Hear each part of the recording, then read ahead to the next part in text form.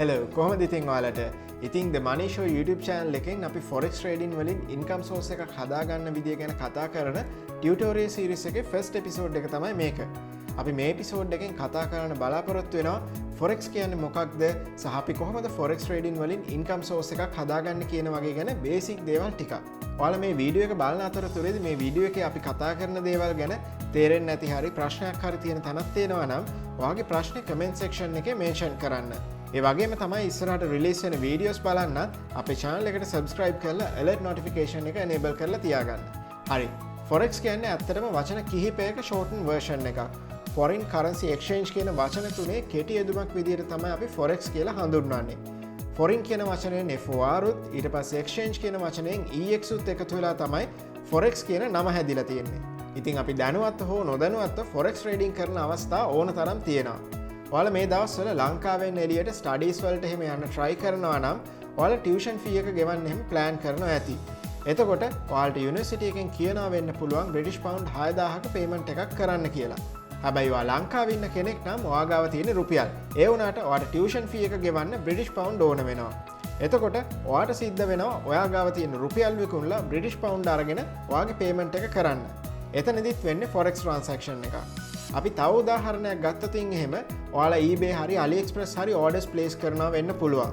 එතකොට ඒ වගේ වෙලාවෙදිත් වෙන්නේ මීට සමාන දෙයක් තමයි. ඔයාගේ order එකට seller payment එක ඉල්ලන්නේ USD වලින් නම් ඔයාට USD වලින් තමයි sellerට payment එක කරන්න වෙන්නේ. එතකොට ඔයාගේ debit card එක හරි credit card එක හරි තියෙන Sri Lankan rupees වලින් නම් ඔයාට ඔයාගේ order එකට payment එක කරන්න USD ගන්න වෙනවා. හැබැයි මේක ඔයාට එච්චර පේන්නේ නැහැ. ඒකට හේතුව තමයි ඔයාගේ කාඩ් එක ඉෂුව කරලා තියෙන බැංක් එක මේ කියන transaction එක automatically handle කරලා currency conversion එකත් කරලා ඔයාට ඔයාගේ order එක place කරන්න ඉඩ සලස්වනවා. හරි සරල දෙයක් වගේ පෙනුනට ටිකක් සංකීර්ණ දෙයක් ඔයාගේ බැංක් එක ඔයා වෙනුවෙන් මේ වගේ වෙලාවට කරනවා. ඉතින් මේක තමයි අපිට generally forex ගැන තියෙන අත්දැකීම. හැබැයි ලෝකේ ගොඩක් දෙනා forex trading කරලා earning එකක් ලබා ගන්නවා. උදාහරණයක් විදිහට ඔයාගේ බැංක් එක වගේ. ඔයාගේ බැංක් එක ඔයාට tuition fee එකට pay කරන්න ඕන British pound හරි ඔයාගේ eBay හරි AliExpress order එකට pay කරන්න ඕන US dollars ගත්ත ගානට වඩා වැඩි මිලකට තමයි ඔයාට විකුණන්නේ. එයාලා එකෙන් ලාභයක් උපයනවා. හැබැයි අපි පොඩ්ඩක් ඉතිහාසයට ගිහිල්ලා බැලුවොත් 1990 ගණන් වලට කලින් ඇත්තටම තිබ්බේ institutional tradersලා විතරක් ඉන්න market එකක්. ඒකෙදි ඔයා හරි මම හරි වගේ retail tradersලට ඒ කියන්නේ පොඩි capital එකක් තියාගෙන trade කරන අයට ඉඩක් තිබ්බෙම නැහැ. හැබැයි 1990 ගණන් වල මැද කාලෙදී retail tradersලට forex market එක open වෙනවා. ඒ කියන්නේ ඔයා මම වගේ කට්ටියට forex market එකේ trade කරලා earning එකක් ගන්න පුළුවන් තැනට ecosystem එක අලුත් වෙනවා සහ policies අලුත් වෙනවා. forex කියන්නේ trading product එකක්. ඒ trading product එක ඇතුලේ අපිට trade කරන්න පුළුවන් එක එක instruments තියෙනවා. හරියට ඔයා stock exchange එක trade කරද්දි companies වල shares trade කරන්න පුළුවන් වගේ forex trade කරද්දි ඔයා trade කරන්නේ currencies. ඒ කියන්නේ එක එක රටවල් වල මුදල් ලේඛක. forex වල තියෙන instruments හැමතිස්සෙම තියෙන්නේ pair එකක් එහෙම නැත්නම් යුගලයක් විදියට. ඒ කියන්නේ USD LKR, USD SGD, GBP AUD ඔය වගේ. මේ pair එක ගත්තම මේ pair එකෙන් එක currency එකක් තියෙනවා. ඒක හැමතිස්සෙම base currency එක විදියටත් අනිත් currency එක තමයි code currency එක විදියටත් තියෙන්නේ. ඒ කියන්නේ හරියට මේ වගේ. ඔයා ලංකාවේ ඉන්න කෙනෙක් නම් ඔයාට overseas travel කරන්න වෙන වෙලාවට USD ගත්තොත් ඔයා කරන forex transaction එකේ code currency එක වෙන්නේ LKR. ඒ වගේම තමයි base currency එක වෙන්නේ US dollars. ඒ වගේම තමයි ඔයා ජපාන් වල ඉන්න කෙනෙක් නම් ඔයා ලංකාවට එන වෙලාවට ඔයාට ජපනීස් යෙන් දීලා රුපියල් ගන්න වෙනවා. අන්න ඒ වගේ වෙලාවට ඔයාගේ code currency එක වෙන්නේ ජපනීස් යෙන්. LKR තමයි එතකොට ඔයාගේ base currency එක වෙන්නේ. තව පැහැදිලි කරොත් මේ වගේ දෙයක් තමයි base currency එකයි code currency එකයි කියලා කියන්නේ. අපි ගත්තොත් USD LKR කියන example එකම USD එකක් ගන්න LKR කොච්චරක් දෙන්න ඕනද කියන එක තමයි කියවෙන්නේ මෙතනදී. හැමතිස්සෙම වම් අත පැත්තේ තියෙන currency එක එහෙම නැත්නම් base currency එකක් ගන්න code currency එකෙන් කීයක් දෙන්න ඕනද කියන එක තමයි මෙතන තියෙන logic එක. අපි හැමතිස්සෙම forex pair එකක් ලියද්දි ඉස්සරහින් සඳහන් කරන්නේ base currency එක. ඊට පස්සේ තමයි අපි code currency එක mention කරන්නේ. ඉතින් ඔයා බලනවා ඇති කොහොමද අපි forex trading වලින් earning එකක් ගන්න තැනට වැඩ කරන්න කියලා. හිතන්න මේ වගේ.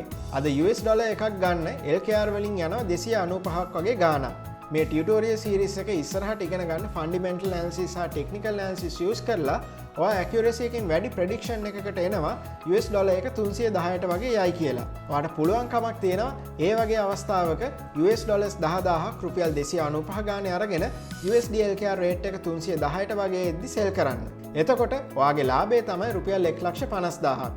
අපි මේකට කියන්නේ long position trade එකක් එහෙම නැත්නම් buy trade එකක් කියලා. ඒ වගේම තමයි short position trades වලින් ඔයාට market එක down වෙද්දී උනත් profit කරන්න පුළුවන්. අපි ඒ ගැන order types කියන episode එකේදී ටිකක් දිගට කතා කරන්න බලාපොරොත්තු වෙනවා. forex වලට එද්දී අඩු තැනකින් අරගෙන වැඩි තැනකින් විකුණලා ලාභයක් ලබා ගන්නවා වගේම වැඩි තැනකින් අරගෙන අඩු තැනකින් විකුණලා ලාභයක් ලබා ගන්නත් පුළුවන්. ඒ විදි දෙකම ඔයාලට profit කරන්න use කරන්න පුළුවන්. forex market එක stock exchanges වගේ නෙමෙයි. forex market එක පැය 24ම දවස් 5ක් trading වලට open වෙලා තියෙනවා. basically forex කියන්නේ සතියේ දවස් 5කට නොනිදන market එකක්. හැම සතියෙම Monday Auckland time එකෙන් උදේ 10ට එහෙම නැත්නම් Tokyo time එකෙන් උදේ 7ට එහෙමත් නැත්නම් ලංකාවේ වෙලාවෙන් පාන්දර 3:30ට වගේ forex market එක open වෙනවා. ඒ වගේම තමයි Monday open වෙච්ච forex market එක හැම සතියෙම Tokyo වෙලාවෙන් සෙනසුරාදා උදේ 7ට Auckland වෙලාවෙන් සෙනසුරාදා උදේ 10ට එහෙමත් නැත්නම් ලංකාවේ වෙලාවෙන් සෙනසුරාදා උදේ පාන්දර 3:30ට වගේ close වෙනවා. forex market එක පැය 24ම දවස් 5ම open වෙලා තිබ්බට ඒ හැම වෙලාවෙම fullyම active නෑ. ඒ කියන්නේ ඉන්ස්ට්‍රුමන්ට්ස් වල price volatility එක high තියෙන්නේ නැහැ පැය 24ම එක විදියට. මේකට ප්‍රධාන හේතුව තමයි forex market එක active වෙන main session තුනක් තියෙනවා. Tokyo session එක, London session එක, New York session එක කියලා තමයි අපි ඒ තුන හඳුන්වන්නේ. මේ main sessions හැදිලා තියෙන්නේ ලෝකේ එක එක region වල, ඒ කියන්නේ එක එක main areas වල stock exchanges active වෙන වෙලාවල් සහ ඒ රටවල් වල business hours එක්කලා. මේ හැම session එකකදීම active වෙන currency pairs තියෙනවා. සමහර currency pairs තියෙනවා sessions දෙකකදී වුණත් active වෙනවා. හරියට මේ වගේ JPY USD වගේ currency pair එකක් ගත්තොත් ඒ pair එක active වෙනවා Tokyo session එකේදී සහ New York session එකේදී. මොකද හේතුව තමයි JPY කියන්නේ ජපාන් වල currency එක. එතකොට ජපාන් වල business hours වලදී සහ ජපාන් වල stock exchanges operate වෙන hours වලදී JPY කියන currency pair එක ගොඩක් active. ඒක නිසා JPY USD කියන currency pair එකත් active වෙනවා. ඒ වගේම තමයි JPY Euro වගේ currency pair එකත් active වෙනවා Tokyo session එකේදී. ඊට අමතරව JPY USD වගේ currency pairs ආය active වෙනවා New York session එකේදී USD currency එක active වෙන නිසා. හැබැයි අපි ගත්තොත් AUD JPY වගේ currency pair එකක් ඒ වගේම ගොඩක් වෙලාවට active වෙන්නේ Tokyo session එකේදී විතරයි. ඒකට හේතුව තමයි JPY සහ AUD කියන currencies දෙකම Tokyo session එකේ තිබීම. අපිට මේ වගේ sessions තුනක් තියෙන එකේ benefits ගොඩක් තියෙනවා. හිතන්න ඔයා දැනට ස්ටඩීස් කරනවා එහෙම නැත්නම් ඔයාට දැනට ඩේ ජොබ් එකක් කරන්න තියෙනවා කියලා. ඉතින් ඔයා ලංකාවේ ඉන්න කෙනෙක් හරි එහෙම නැත්නම් ජපාන් වල, සවුත් කොරියා වල, ඕස්ට්‍රේලියා වල, UK වල, කැනඩා වල හරි නිව්සීලන්ඩ් වල හරි ඉන්න කෙනෙක් නම් ඔයාට පුළුවන් කමක් තියෙනවා ඔයා busy නැති time period එකක market එක active වෙන session එකක් බලලා ඔයා pick කරගත්තු forex instruments trade කරන්න හරි trade කරන්න ඉගෙන ගන්න හරි. ඉතින් ගොඩක් කට්ටිය අහන දෙයක් තමයි ඇයි forex trade කරන්නේ හරි ඇයි අපිට stock trade කරලා හොඳ income source එකක් හදාගන්න අමාරු කියලා. ඒකට උත්තරයක් දෙන්න මම පොඩි stats ටිකක් ඔයාලට පෙන්නන්නම්. forex කියන්නේ ලෝකේ ලොකුම financial market එක. ඒ කියන්නේ forex market එකේ turnover එක එහෙම නැත්නම් පිරිවැය 7.5 trillion US dollars වෙනවා.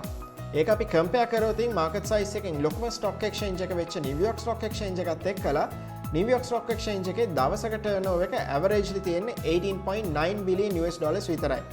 හිතන්නකො 7.5 trillion US dollars සහ 18.9 billion US dollars compare කරාම forex market එකේ කොයිතරම් liquidity එකක් තියෙනවද කියලා. ඒ විදිහට liquidity එක වැඩි නිසා trading opportunities උත් සෑහෙන වැඩි. ඉතින් අපිට stock exchange එක trade කරද්දී අපේ opportunity cost එක වැඩි forex market එකක trade කරනවට වඩා.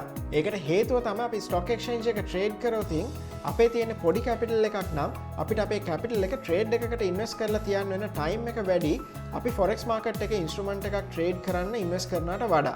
ඉතින් එහෙම බැලුවම forex කියන්නේ opportunity cost එක අඩු ගොඩක් efficient trading product එකක්. ඉතින් අපි මේ එපිසෝඩ් එකෙන් කතා කරා forex කියන්නේ මොකක්ද, මොනවාද forex instruments කියන්නේ, forex වල market hours මොනවාද, forex වල sessions මොනවාද, ඒ sessions වලින් අපිට තියෙන benefits මොනවාද, ඇයි අපිට forex trade කරන එක profitable වෙන්නේ කියලා වගේ දේවල්. ඊළඟ එපිසෝඩ් එකෙන් අපි කතා කරන්න බලාපොරොත්තු වෙන තවත් interesting දේවල් කීපයක් ගැන. ඔයාලට මේ වීඩියෝ එකෙන් අලුත් දෙයක් ඉගෙන ගන්න පුළුවන් වුණා නම් අපේ The Money Show YouTube channel එකට subscribe කරන්න consider කරලා බලන්න. අපි කතා කරපු දේවල් ගැන අපහැදිලි හරි ප්‍රශ්නයක් හරි තියෙන තැනක් තියෙනවා නම් ඔයාගේ ගැටලුව අනිවාර්යෙන් කමෙන්ට් සෙක්ෂන් එකේ කමෙන්ට් කරන්න. එහෙමනම් අපි ඊළඟ එපිසෝඩ් එකෙන් හමු වෙමු. සුබ දවසක්.